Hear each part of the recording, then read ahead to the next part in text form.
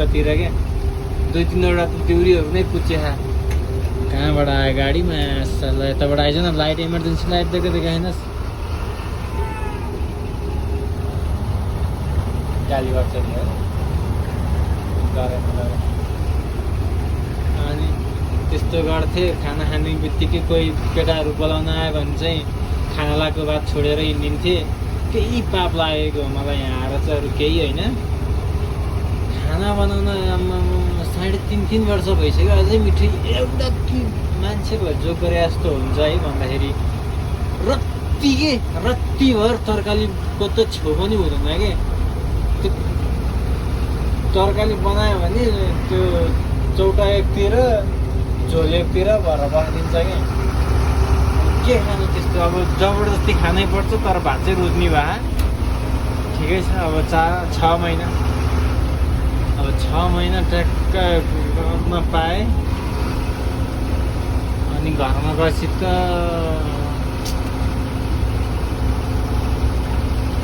यस्तो खान्थे भन्ने विचार छ मेरो यस्तो खान्थे कुखुराको मासु लोकल कुखुराको मासु एकतिर खसीको मासु एकतिर झोल हालेको एकतिर पर्पर भुटेको एकतिर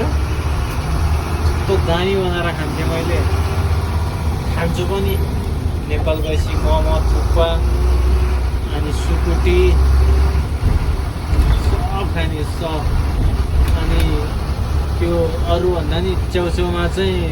सुप च्याउको सुप चाहिँ खतरा खान मन लाग्यो यहाँ अस्ति नै बनाएको आम्मा त्यस्तो नि बन्छ च्याउ रत्तिभर मिठो नाइ के रत्तिभर मिठो नाइ त्यस्तो यहीँ रहेछ बसेर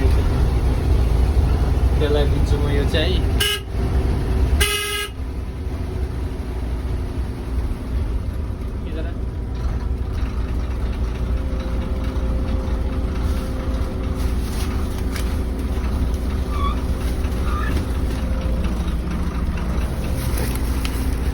किधर गयो बङ्गाली हो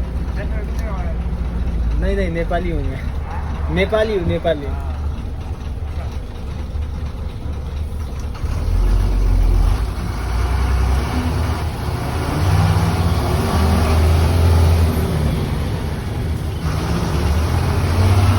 यो बेची पनि ठ्याक्कै लो भइरहेको रहेछ क्या दिन लाग्दाखेरि